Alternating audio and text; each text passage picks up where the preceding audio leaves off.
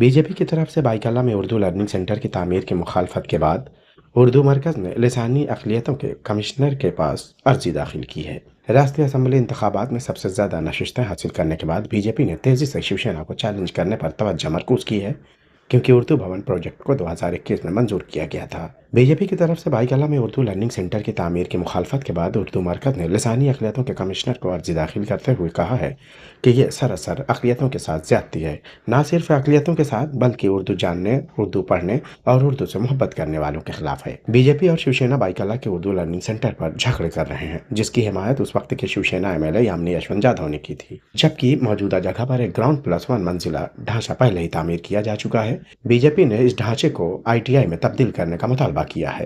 BJP ने BMC commissioner को खत लिखकर तब्दीली का मुतालबा करने के बाद उर्दू मरकज़ जो उर्दू लर्निंग सेंटर हासिल करने के लिए काम कर रहा है, उसने लिसानी अक़लियती कमिश्नर को खत लिखकर उर्दू लर्निंग सेंटर की हिफाजत का मुतालबा किया है। लिसानी अक़लियतों के कमिश्नर को सदर हिंद ने लिसानी अक़लियतों के तहफ़्फ़ुज़ के लिए ख़ुसूसी अफ़सर के तौर पर मुकर्रर किया है।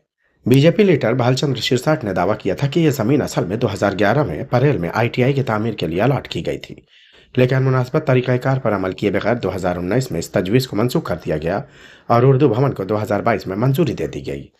उर्दू मरकज़ ने शिरसाट के दावों की तरदीद करते हुए कहा है कि BMC ने रियासती हुकूमत को ITI बनाने के लिए ज़मीन अलॉट की थी, लेकिन ज़रूरी फ़ीस अदा किए बगैर इसे तवील अरसे तक इस्तेमाल में नहीं लाया गया। तंजीम ने दावा किया है कि ज़मीन BMC को वापस कर दी गई, जिसके बाद उर्दू लर्निंग सेंटर के बजट और टेंडरिंग की मंजूरी दी गई। उर्दू मरकज़ ने यह भी इल्ज़ाम लगाया है कि मालाबार हिल के MLA मंगल प्रभात लोढ़ा ने दीगर BJP कारकुनान के साथ उर्दू मरकज़ के खिलाफ तहरीक शुरू की, जिसके बाद रियासती हुकूमत से काम पर रोक लगाने का हुक्मनामा हासिल किया गया। हालांकि इसको लेकर हाईकोर्ट में एक अर्जी दाखिल की गई, बावजूद इसके हाईकोर्ट ने इस पर रोक नहीं लगाई। BMC कमिश्नर को लिखे अपने खत के जरिए शिरसाट ने कहा है कि आसपास में 12 उर्दू स्कूल हैं, इसलिए नौजवानों को तकनीकी सलाहियतों को बढ़ाने के लिए इस ढांचे को ITI में तब्दील किया जाना चाहिए। दूसरी जानिब उर्दू मरकज़ ने दलील दी है कि BMC के ज़ेर इंतज़ाम स्कूल प्राइमरी तालीम की देखभाल करते हैं, जबकि उर्दू लर्निंग सेंटर खसूसी कोर्स पेश करेगा।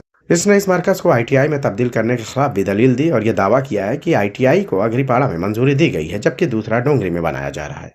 साबिक कारपोरेटर के दावे हकीकतन गलत हैं। हम पर उम्मीद है कि उर्दू ज़बान के फ़रोग़ की हमारी कोशिशों को सियासी वजूहात की बिना पर इम्तियाजी सलूक का सामना नहीं करना पड़ेगा।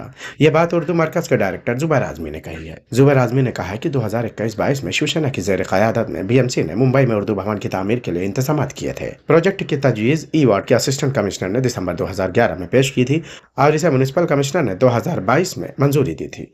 उर्दू मरकज़ की तामीर के लिए 13 करोड़ 81 लाख रुपए का बजट भी मुख्तस किया गया था, लेकिन ये सियासत का शिकार हो गया।